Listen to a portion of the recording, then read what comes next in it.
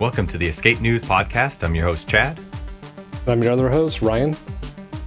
And we have an exciting edition today for you discussing mockingbirds, not the actual animal, but CIA cover-ups, entertainment industry, news media, and all kinds of other fun stuff. So I guess I'll just go at it with a little bit. Ryan, you know about Mockingbird. You kind of know what that is. But did you know that they actually allow that as of 2012, Obama has introduced or gotten rid of bills that you allow people or allow the U.S. government to give propaganda to the U.S. citizens? Yikes. Yeah, exactly. That's when I read that to my wife, and she was a bit stunned at that too. So for our listeners, Operation Mockingbird, and now when you go and look up information, I have a friend whose parents are in the CIA, and I emailed her and said, hey, could I talk to somebody like your parents or somebody at the CIA to get, it from the horse's mouth? I don't want to disseminate incorrect information. I also found a phone number I could call for the CIA if I would choose to have men in suits show up at my doorstep. A toll-free number? Yeah, a toll-free number. It's like a one-way ticket to jail. And wow, that's convenient. I know, exactly. Especially since on my other channel, I'm talking so much about making a nuclear reactor. I'm a perfect suspect. But I'm not doing it because I want to dig up some new information that nobody's ever heard of. And as fun as it would be to be breaking news, not my point here. It's more of just making sure I'm getting the truth and not telling people lies. But that was not the case. I didn't call the CIA. I was a little bit too scared to do that. And my friend never responded. So I am left with what YouTube, news media outlets, and Wikipedia have to give us. But I did a bit of digging into that. So at least I have enough information to show that, hey, there's definitely stuff here as far as old news that has some conclusion now, or at least some ongoing story, and we can talk about that. So this is exactly what Wikipedia says. And if you notice, there are some keywords in here to make it sound like, but did it really ever happen? So this is what Operation Mockingbird, this is what they say. Operation Mockingbird is an alleged large-scale program of the United States Central Intelligence Agency. So they're allegedly that happened, even though there are documents that say it did happen. They say it happened. So I don't know who's controlling this here, what this narrative is supposed to look like. So it says that it began in the early years of the Cold War and attempted to manipulate news media for propaganda purposes. And it funded student and cultural organizations and magazines as front organizations. So this was started in the 1950s, and they had to report to the Congress in 1976.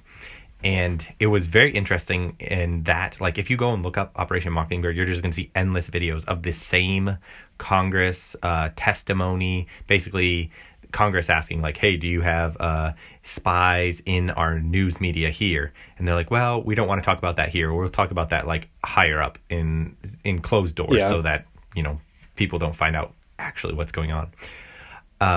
So the information is if you go and look it up, it's kind of all the same information constantly, but you can correlate a lot of information of things that are going on. So one of the big guys in it is Senator Frank Church. He was one of the ones grilling the CIA about it, finding out some of the information. And it's very interesting what they were saying in this hearing in 1976. It said, one of the guys, I remember he was saying that the CIA currently maintains a network of several hundred foreign individuals around the world who provide intelligence for the CIA and at times attempt to influence opinion through the use of covert propaganda. These individuals provide the CIA with direct access to a large number of newspapers and periodicals, scores of press services and news agencies, radio and television stations, commercial book publishers, and other foreign media outlets. Which is wow, we really, shape the world in a lot of ways, or our agencies do. But what was interesting is what the Senator Frank Church had pointed out is that they found out they were trying to influence opinion or foreign opinion about the U.S. or their governments, trying to take down regimes that are bad or whatever it might be. And they found out that coming back home, that Americans, this influenced American opinion and ideas on what was going on abroad. And so the senator was pointing out this would mean that the CIA could manipulate the news in the United States by channeling it through some foreign country, which is exactly what happened. And whether or not they intentionally were doing that in the beginning is, I mean, we don't have enough information to say that was the actual case there. So the thing I was talking about Obama was in 2012, the Smith-Mundt Modernization Act of 2012. This completely lifted the long existing ban on the domestic dissemination of U.S. government-produced propaganda. So prior to 2012, there was an act, I can't remember when it was, probably in the 70s, I'm assuming around the same. I just didn't write down the date for this. But somewhere around that time, like they weren't allowed to disseminate propaganda in the U.S. to directly influence citizens here about what was going on. So come 2012, though, Obama got rid of this and made it so that we could do that to our own people, tell them whatever narrative it is that helped the government in the long run achieve whatever their goal might be, whether it be to view a bad person that we now have to work with as a good person. Hint, hint, nudge, nudge, 1984 sounding alarms right there. Yeah. But so the idea was also to like combat terrorist propaganda is what they intended, or at least is what they said they were going to intend to do by allowing this to happen. So that's kind of like the gist of the whole story. As far as like, you can't find, like I said, you can't find a lot of information. There are papers out there. We know it's happening. There's a really big video, and I sent it to you a while back, of the video with a bunch of news media outlets from like CNN and Fox News, CSNBC and MSNBC and NBC, or all of them. Like they're all saying the same rhetoric, but like you point out, it's all owned by Sinclair Media, and that's more of like an efficiency standpoint. And they had something from a corporate. Like it's really funny that when you get down to it, you think like Fox News and CNN and MSNBC are all like politically just opposites of each other and they're fighting constantly, but it isn't the case. That when you get down on the ground, some of these stations are actually, like the local ones, are actually owned by all the same people, and they can push out the same propaganda or whatever, the same documents, the same wording through those stations, or just silence certain subjects. You know, I mean, some of these places have like sister companies that are, you know, invested in certain market sectors, and so if they want to memory hole something, they just kind of like, well, no one talk about this. Like, don't even get on the subject, just ignore it. You know, and don't make it newsworthy, and then people don't hear much about it, and it just kind of gets sidelined by all the other, you know, circus that's going on. So, yeah. Hey, that makes sense. And so this is really interesting is, so when you take some of the stuff that has happened, there is it's a very apparent active role of our government in changing the public opinion on all kinds of things, particularly, obviously, wars, anything to do with fighting and violence, like in rioting in our own country. It does seem that they are shaping or trying to control some of the narrative there, but for what ends, we don't really know. Now, it depends on like your political ideologies, how you view what they're trying to. So I made a list of some things that popped up when I was doing some research, and some that I kind of noticed that, oh, hey, it does seem that somebody behind the scenes is trying to manipulate or at least control some of this narrative. And I think everybody would agree that to some degree. So one of them was back in, what was it? It was in May this year. Oh yeah, May this year, Minneapolis. CNN news crew got arrested. Being at one of the riots in Minneapolis. And that's like a really weird case because some people say it was like racial discrimination because there were other news media outlets and from the same channel from CNN that were there that were just fine. And the main guy, I think he was Hispanic or Black Hispanic or something like that. And his team got targeted and even showed their press badges and everything. And they got arrested. Now, everything was fine. Like they didn't hit them or anything like that or drag them away. They just peacefully took them away and said like, hey, you're all being arrested. Even though the people said and they have it on camera, you can see all this. The news crew was like, hey, we'll go wherever you want us. Like, just put us wherever you need to. We're just covering the thing. And they said, okay, we're going to arrest you. And then the police later report that, they weren't being compliant. They weren't moving out of the way. Even though on camera, it completely shows the whole story that the cops just decided to arrest them for whatever reason, which was a certain case. Now, this isn't necessarily like Project Mockingbird, but it's just more showing that aspect that there is some control of who is allowed to say what about something. So Yeah. that was an interesting one, and I think everybody kind of heard about that. And I didn't really hear anything else that came from that story. I looked it up, and it was mostly just like they apologized and nothing happened, and that was kind of, they got arrested and the police say what they say and the news media say what they say, and then it just disappeared. Yeah. That's about it. You know, wrap it up in a neat bow and then just it goes away. Yep, exactly. Now, when you get into some of the other things, it's less like a neat bow because some of the things are ongoing. Like an early example is Japanese citizens. And when you start getting into this, like in the 1940s, they took 120,000 or over 120,000 Japanese citizens in the U.S. because we were at war with Japan, and took these people from their homes and put them in internment camps. And 80,000 of these Japanese people were second generation. They were born here in America. Yeah. And you don't hear about this in, like, we try to like cover up bad things that the U.S. did in other places. I think we talked about this at one other point in the show. But the interesting thing in looking at this was the U.S. Census Bureau was actually assisting in this to find and track down and tell them, hey, these are all the people you're looking for, and these are all the places they live. So a good reason not to be part of the census.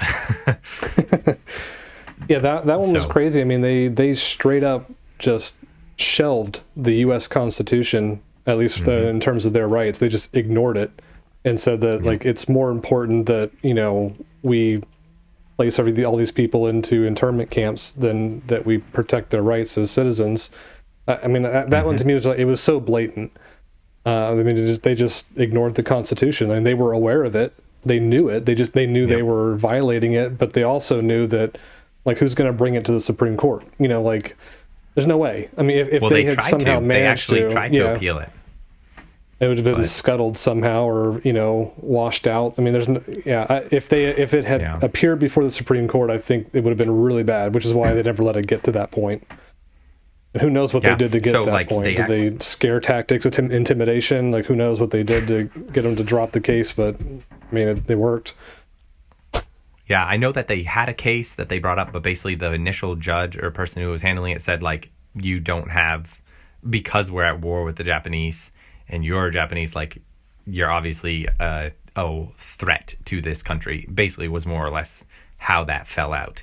But they did a commission report in 1980.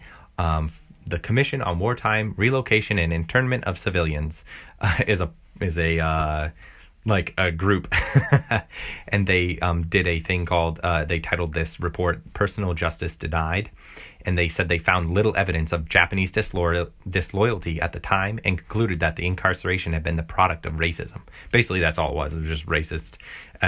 Which, I mean, I wouldn't say that it's racist, because if you are at war with somebody, I don't think that's like, maybe it was racist. It's really hard to say, like, looking back on something, but I wouldn't say, if I'm at war with a country, to fear people of that country makes sense. I don't think it's because racist. I don't know. I have a hard time like saying that's directly racist. Yeah, well, the term racist has gotten the term racist has gotten kind of pretty broad. I mean, at one time it was. I mean, I thought originally it was supposed to be like someone who a racist is someone who believes that their particular race is superior than all other races, and then they act on that kind of stuff. Where it's like, well, you know, if you're what about Hollywood casting people? If you're looking for someone with certain qualities or attributes, you're going to profile, I guess technically that might be the term, you're going to profile people to get what you want, and then you choose that person to fit the part you have in mind. So I mean you could say that the government was profiling American citizens, looking for people of Japanese descent, and then those were who they chose to put in, you know, round them up and put them in the internment camps. So, I mean, I don't know. Yeah. But yeah, just to call it racism, it's kind of like a hand-waving type thing, like, they're racist, and then they don't talk about it anymore. It's like, well, I don't know. Maybe we should. But, I mean, in the end of the whole story, for that one, it several people that I was listening to, reading, and in the research of this, pointed to the fact that you don't have rights. As an American citizen or as a citizen of any country, you do not have rights. What you have is temporary privileges. You look at eminent domain, you look at this with the Japanese citizens, you look at any part of just under the right conditions, any of your rights can be taken away, basically. You can fight it, of course, and like people do fight it for various things or in different times and stuff, but at the end of the day, your government doesn't, like, they're not obligated to go buy those things, because even in the cases where they get basically like punished in the end for doing something wrong, they still get away with it. They still did those things, and realistically it never like stops. So that's just a little side note there. Yeah, not to get too off topic, but I mean, technically that's what the Constitution is, just enumerating your rights and saying, hey, these are the rights that you inherently have, and we're enumerating them here. That way the federal government knows what its responsibility is to protect those rights. Yeah. So it's not like that the government is giving you the right of freedom of speech. The Constitution enumerates the freedom of speech so that the government knows this is a right that you need to protect. So it's not like your freedom of speech is not granted to you from the government. It's yours to begin with, and the government is responsible for protecting it. But I mean, like you said, effectively, are you going to be able to take the government to court and compel them to do what they should have done to begin with? Like, no, it's not going to happen. So, like, effectively, your rights are technically privileges, but truly they are rights. But whether or not you can prove it in court or hold them to it is a different story. Obviously, you don't want to get to the point where you're having to prove it in court. That's why, like, you have the right to bear arms and different things like that to prevent a government forcing you or taking away rights and stuff like that. And it is up to, like, the American people to protect those things at the same time. But we're kind of in a day and age with, like, technology, government surveillance, different things like that, and Project Mockingbird, like, controlling public opinion on what is good and bad. It's a much more complicated scenario. So it's a lot harder to, like, protect those rights and figure out exactly to what extent you have them, I guess. There's a couple other things that I'll just hit real quick before we go over to your stuff. And I'm not going to, like, go into all the details here, but it does seem to some extent that if there is Project Mockingbird, COVID is one of the things that it does seem that there's some control over what information comes out and what is considered true and false there. And I'll let everybody, listeners, draw their own conclusions on that. The current election. And it's hard to say that, like, the government is, like, directly involved in whether or not fraud allegations or saying fraud never existed. There does seem to be some control in that aspect. You listen to enough things, you'll find out, so a lot of people are, like, saying the exact same thing and getting it from the same source. There seems to be something like that. A more direct one that we know of and is happening and happened. And I know that I was a target of this at one point. I believe some of these things too, is the war in Syria. And I'd love to cover more of this at another time. But just to say, the gist of it is that we supported opposition against Bashar al-Assad in Syria and his regime. And we were using a proxy war, or doing proxy wars with our U.S. Allies, and we were supporting, basically funding terrorists. And we were changing, from what I understand, we were changing even the appearance. Like, our government would go in, we would send in camera crews and people who would look at these terrorists, make them look a little more respectable, whatever that might be, shaving or making them look more, presentable, and then they would present them as Democrats or nationalists for their country trying to fight for freedom against Bashar al-Assad. But in the end, these people were just terrorists. They were Al-Qaeda and ISIS-related people. They were just part of those groups who were part of that war against Bashar al-Assad, but for other means. They were not there to do the things that we said or that we were being told by our own media. So that is just, like, information that we know that happened, that our government is doing things. And obviously that whole war is convoluted and complicated, and we'll have to get back to it at another point. South Africa is another one that's really, you don't hear about that here much, but there's, like, land redistribution going on right now. There's farmers being killed on their own land, but there's a control in the narrative of trying to deny that these farmers, and obviously, like, in this case, it's more of like a white and black scenario. From what I'm reading, I'm just reading bits of it, it does seem there's control in the narrative and a presentation in the media. Not necessarily, it's hard to say in our media because I don't see a lot of it in our media, but the little bits that I have seen do replicate what's going on in South Africa, that they're trying to present it as these white farmers came in and like took all these people's lands and like did awful things to them and are racist, and now they just want their land back, but there are no like farmers being killed. But I've looked into the case and there are like actual murders being committed by, well, we're not exactly sure who and stuff. So there is a control in the narrative there. But the last thing that is like, if you look at the flow, the ebb and flow of news in media, it's very interesting to see the times at which something becomes relevant and at which it isn't anymore.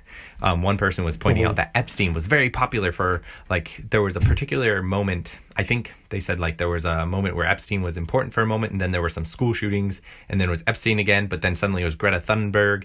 And just looking for a moment at what is important in the news media and what happens in the time when it's not important shows you that there's control of, by some individuals at least, who have either positions of power or money or influence and stuff, that they obviously don't want disgrace on their name or other people that are in their group. So there's more at play than just, and obviously this goes well beyond Mockingbird and things like that. There's more at play than just our military, our government influencing thing, but there are big corporations or individuals who have influence controlling what's important and why. Like you heard about school shootings a bunch several years ago for I don't know what reason, but did you know there have been school shootings this year already? And like we haven't had school that much this year, but there have been school shootings this year, even one in September. But now like you don't hear anything about that because there are more important things on the agenda. So that's what I got as far as Mockingbird and the influence of media. And you have to be careful what you're hearing. You have to understand that there's more than just what you're hearing. There's an agenda behind that, whatever it might be. It's hard to figure that one out, I think. Yeah. So yeah, there has definitely been like a shift in how like the media used to operate and then how it currently operates. And I mean, it would be a ton of different opinions as to why that is. I've been kind of following kind of along in some ways, looking at like how the media has shifted in its various roles. So I know like if you kind of look back into the past, you know, people being informed was something that people wanted, right? You wanted to be seen as being informed. And actually being informed was important. Now it's kind of, it's just as good to appear to be informed. So like, you know, people will have like a subscription to something, and that they'll kind of play up the fact that they have a subscription to something, not that they're actually informed on what's going on. And, you know, also there's been a shift in like kind of what incentivizes media outlets. So like editors, it used to be that, you know, editors were just in charge, or the news editors, I guess, were just in charge of like, you know, find the story, get accuracy, put it into print, and you're good to go. And a lot of those places, I mean, they got their money from running ads, right? I mean, they had people buying their newspapers, and they were able to say like, you know, we sold this many newspapers, we have this many subscriptions, and so they would go to advertisers to get, you know, a couple pages in there. But like the news was just kind of a filler. It wasn't actually like bringing in the money directly. And that's been kind of like shifting, right? So a lot of these news outlets are being bought up by parent companies, and now they're beholden to shareholders. And so now it's incumbent on editors to make sure that, you know, hey, are you really producing something that's, you know, we can directly tie to sales? And so like some of that stuff has kind of changed. They're not really there to inform, because informing people isn't like as lucrative as entertaining people. And so there's this difference between soft news and hard news. Soft news being stuff like, you know, what did this celebrity eat and what did they wear to this gala event the other night? And then hard news would be the stuff that you might be, you know, traditionally used to seeing, where like, you know, some examples like the Watergate thing, right? You know, that was like some serious journalism that went into that one. The Boston Globe breaking open that whole like child sex abuse ring within the Catholic Church in Boston. I mean, that was a huge deal. Like all this stuff, that's actual journalism. People tracking that stuff down, knocking on doors and that kind of stuff. And so I think that's where we have a new generation of journalists who are kind of looking at some of those past generation defining events, and it kind of romanticizes the idea of a journalist. And so the problem is, though, that those kinds of things are kind of once in a generation type event. And so you don't really get that a lot. And so like a lot of them can't really break that big story like they want to. And so it just kind of feels like a lot of journalists have kind of become like the articles they write is more like a personal blog that they put out there, and they're not really trying to inform. They're trying to persuade people to kind of agree with them and to kind of take their side or adopt their perspective on certain things. And I think also like the Daily Show is a entertainment news type thing that's been around for quite some time. But I mean, it was essentially a comedy skit show. I mean, they would take like actual news events, and they would, you know, kind of mimic like an anchor reporting on stuff, and they would just add all these different jokes and stuff like that to it. Jon Stewart kind of took over, I think it was Craig Kilborn took over for him, and like really brought that into like the national spotlight, because then all of a sudden the Daily Show was informing people, right? You had the other news media was just kind of putting out fluff and not really doing much, and then you know, Jon Stewart was like informing people of certain things were going on. But I mean, at the end of the day, though, they were choosing stories and taking certain angles and perspectives that were entertaining, right? They landed the joke or something like that. So that's what the choices they made. I think other news outlets then kind of adopted the same, but they kind of chose more of the thing that would kind of go toward, you know, what's more entertaining take on the not to land a joke, but just, you know, what kind of creates more drama, what kind of creates whatever kind of brings eyeballs onto the screen, whatever's going to sell these online subscriptions and things like that. And so you can kind of see how, yeah, exactly. I mean, that's what they're in it for, right? They're not making money other ways. I mean, this is what they have to do. So some of this stuff is kind of like a product of that, right? The incentive is no longer to really inform your readers, but really to like, we need to attract them to our product, get them to read our stuff. And in some ways, they're kind of presenting like a skewed version of reality. And some of that might be like what you just talked about, like there is a desired perspective, or at least you're trying to get them not to look behind a certain curtain, you know, and get them to look elsewhere. Yep. So I have an example. I'm going to bring up something here on the screen, and this one is it's an article that I pulled it up.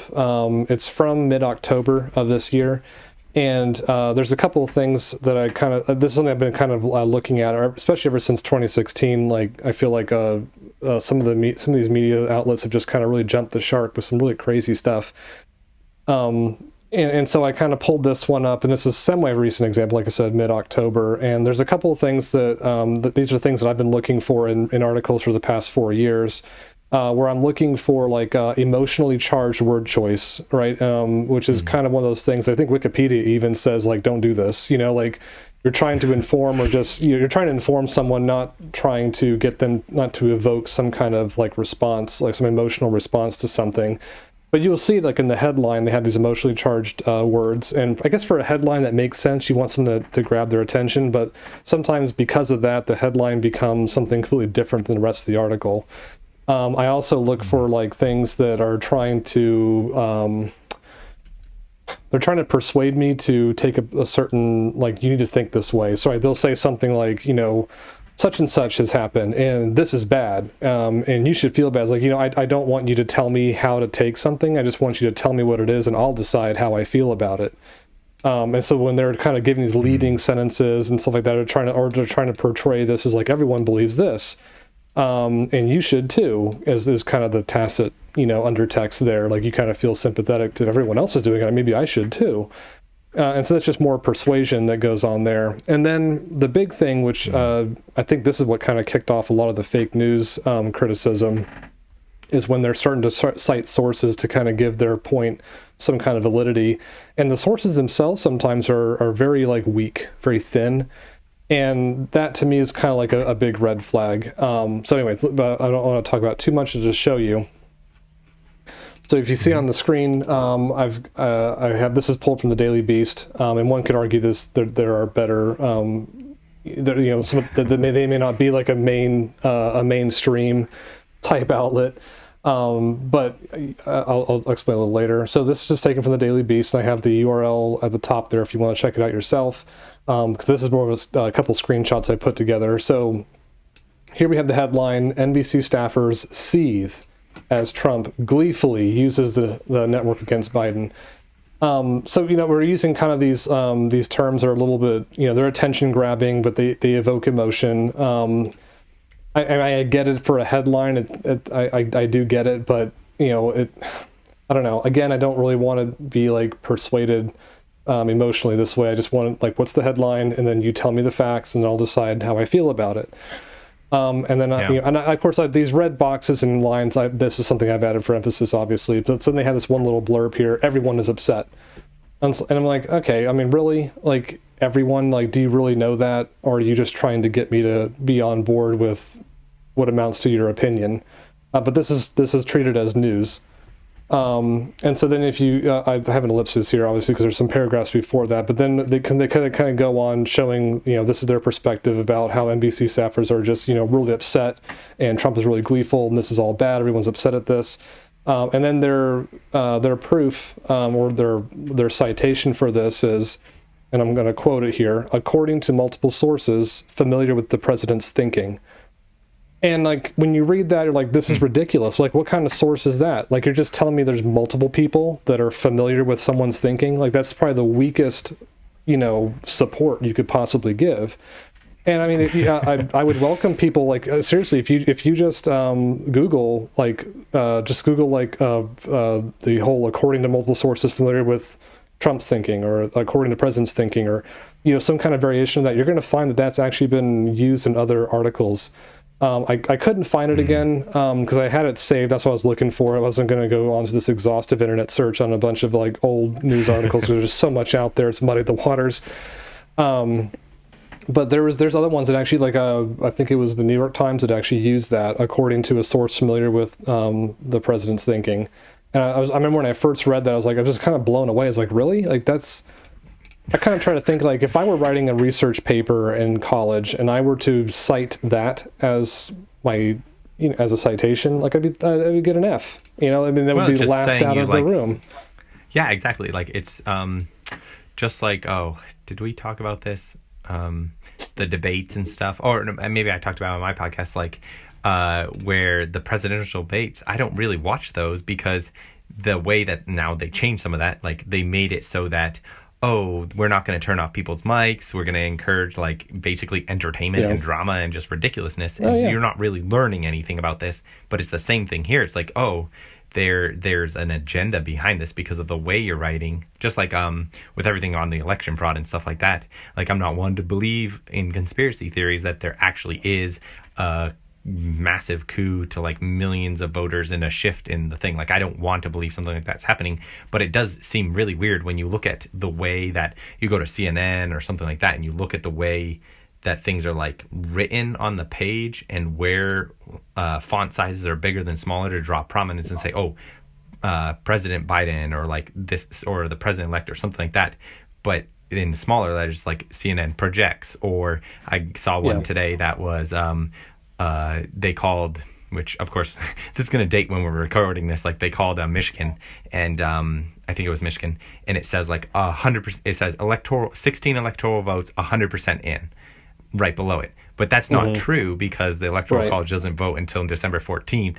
So it's 100% of, like, the votes in, but not the Electoral College. And I know that doesn't, like, matter because they're supposed to vote along the lines of the people. But, like, at the same time, it's like, I see what you're doing there, because you go and look at the Wikipedia page for the president-elect. That changed since March. I went back on the Wayback Machine, pulled it up, and it said, it had different words on it. It was like the president-elect is the person who and, like, wins the Electoral College vote and whatever. But they changed this year to now where it says the president-elect is what does it say now? Hold on, president-elect Wikipedia. I'm just gonna look it up real quick. So now it says they changed it again. Whoa, it's different. Now it says the person who has won, but before they changed it for a brief time, I guess, it said that it was, like, allegedly or something to that point where it was like who was perceived to have won. I think that was the word they used, perceived, or something to that effect. Yeah. Like, So now if we can change what positions are based on, like what a position is based off of, perception of something, you're in really shaky ground when you can because you can just control public opinion about something, and now you get somebody into office. And I don't know, I don't want to like say that actually happened or anything like that. I'm not to that point, but I think we have to be wary of things like that happening, because I mean, that's how you lose a democracy pretty easily, if people can be perceived to have won or lost something. It's just important to like, double check some of this stuff. Like I feel like I've been in arguments with people where they're arguing with headlines.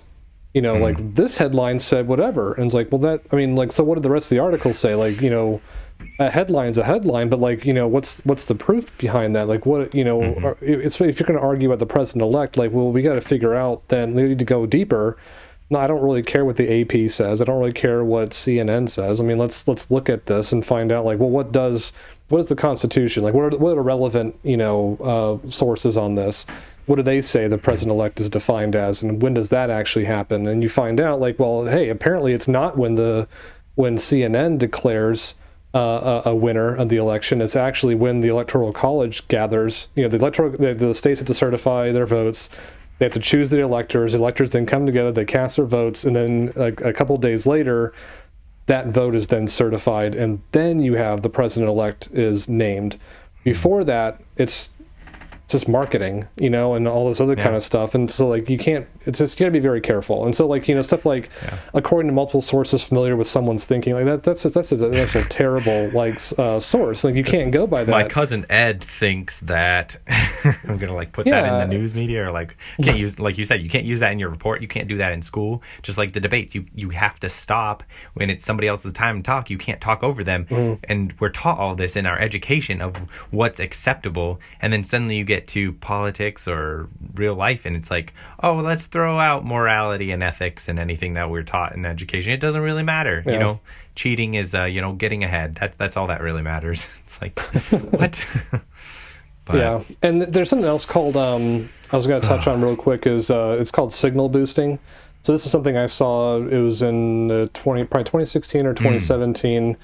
So the term is called signal boosting, and I only know this because I actually looked it up at the time, because I was really confused, because if I remember correctly, and I wish I remembered what the actual topic was, but that just kind of get lost in everything. But really, it was like the Washington Post had made it some kind of, like, a statement about something, and then their citation was kind of weak. It wasn't like familiar with someone's thinking kind of stuff, but it was like, I don't remember, like, I think it was just anonymous sources, just a bunch of anonymous sources, and I was like, oh, like, maybe it's like, but I would like to see, like, independent corroborative reporting on this to, if someone else has their own set of sources that also say the same thing, that's a little better. Well, what ended up happening is a bunch of other stuff, like New York Times and the New York Post and a bunch of other places, they all just they said the same headline, and they wrote articles about the Washington Post article, because they were using that as the citation. And then a bunch of other smaller papers wrote, like, similar articles, and they're all just like, about the subject. And they were all quoting the different major newspapers, who themselves were all quoting the one Washington Post article. You could just sit there and kind of, like, walk down this, like, fairly short If chain. everybody's saying it, it must be true. Right, but that was the thing. It was a signal boost. You had one person saying something, and all these other people were just parroting it.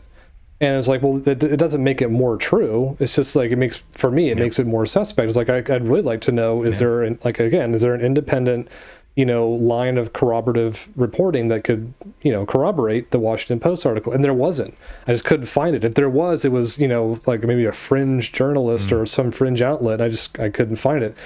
And so I found that it was a lot easier just to kind of, like, if something big was happening, just like, okay, I'll put a little, I'll put an asterisk next to it, or, I'll pocket that away. And then in 2 weeks, I'll come back and see if it's still a thing. And every time it just kind of disappeared, or it was, it was no longer relevant, or it had been disproven, or something like that. I was like, okay, well, I'm glad I didn't waste my time, getting myself worked up into some dire existential threat to the Republic because of this headline. It turned out to be nothing. So I don't know. That's kind of how I got.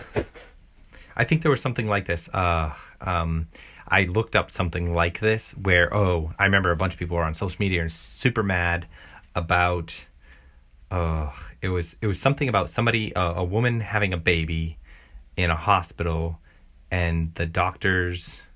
It's one of those I don't remember exactly what it was, but like everybody was saying, oh, this article says that this lady was having a baby in a hospital, and they were gonna let the baby die or something like that, something ridiculous. And so I looked around it, and I looked up the pictures, the things like that. It was one article that made this. And of course, it like spread over social media, which is a whole nother game, of course, outside of news media and control of information or whatever. But I went and looked it up, and from what I can read, these people did like the names and all that stuff that I did. I'm pretty good. Like if you give me like a person's name and roughly where they live, I could probably find information about them as like regarding their current living address, their phone number, and sometimes their social security number. Like I can find that information. I know how to do it. And I was looking up these people, and they didn't exist. Like they weren't real people. It was like all the pictures that they pulled were of other people that didn't have those names. And I was like, well, that's weird. So it's very interesting when you actually like go around and look at the media or social media or different things of, oh, this person says, or this person did this, or this happened about this person or whatever, and go and find out if those people actually even exist. You find out that sometimes they don't, which is a whole nother bizarre thing to run into. I know there's like misinformation. I know there's controlling the narrative, but like when you run along across stuff about people that aren't even real, it's really strange. Or you come across like articles that are written by robots completely. Like that's really weird. I've done that a few times and like look up the author of this article, and you go and try and find out if they're a real person, and suddenly they aren't. It's a weird feeling. Yeah, it really is. Yeah, but I mean, some people don't dig that far because it's a lot of work. You know, it really is. But if then they don't, they just they look at the headline, and they're like, okay, and then they look at social media that's signal boosting this to a degree, and all of a sudden now they've walked away with an impression about the subject. And so then later you can ask them, like, well, what do you think about this? And they're like, well, I think blah, blah, blah, blah. And they just they rattle off the talking points. And it's like, well, did you know that X, Y, and Z was actually what happened? Or like, you know, and they don't really want to hear it, right? Because I think you had brought up a long time ago, or one of our previous episodes, like, you know, once you have something, you know, in your head and someone tells you something that counters that, you kind of respond like aggressively against it, right? Because it's not your first. That wasn't your first. They're like, if they keep doing it, they're ignorant and stupid. Which, it wasn't their first impression. You're going against their first impression, and their first impression in their mind is correct. Because they're not duped. I'm not dumb. You know. Okay. Well, I don't know. It just it makes it frustrating. Most intelligent. I mean, there's a whole thing that you can go into all that, but I mean, I just. It's best to kind of move forward thinking like, I don't know everything. I probably will never understand the true reality of what's going on certain events, but just take everything you read with a grain of salt. Like you don't realize how many people are out there trying to give you a skewed version of reality, and just, you know, just do the diligence, or don't have an opinion on it. You know, if someone you don't have to have an opinion about whatever event's going on. Just like, look, I don't know enough about it. You know, I looked at some things. I just got really weary looking at a bunch of conflicting information. I'm finding, you know, article writers aren't even real people writing stuff and using, you know, names of people that don't even exist. It's like, honestly, it's like, it's just too much. It's like, I'm not even going to worry about it. So I don't have an opinion on it. And you can end it right there. Also, you know, just arguing on the internet's a terrible medium or a terrible forum. So. Oh, it's but great place to argue. Yeah. But I mean, that's all I got for, you know, for that part of what I was doing. So, okay, cool. Hey, well, that was fun. Hey, do you have that? Yeah, I know. Well, we have plenty more of that on the Afterburner. So if you stick around, check out the show over there on Rumble. But first off, Ryan, do you have that, you know, special item? Oh, yes, I do. I've been drinking it from it this entire time. Oh, you have? I haven't. Well, obviously, I can't see you because, like, for those who don't know our production setup, I can't see him. There you go. He's showing off our new Escape News mug. Yep. Yeah, it just came in the mail the other day. See if I can get it here on the camera. So I've really been enjoying it. So yeah, definitely pick up one of your own. One of these days, I'm going to go pick up a shirt or something myself. Yeah, support the channel. So yeah, support the channel. Like, subscribe, comment. Like, please be active. If you're watching this, you're listening, and you want to be part of it or suggest stories, comment. Like, we would greatly appreciate that, either here, on Rumble, whatever social media platform you can find us on. I think we're on Twitter and Instagram, and I don't know what else, but we're on stuff. So go find us and we'll respond. So be part of the initial small community that we are at the moment. And then, of course, if you want to support the show, you can go to Patreon, support us there. And then, of course, check us out on the Afterburner, where we just have other thoughts about somewhat tangential topics to this one. All right, let's get out of here. All right, see ya.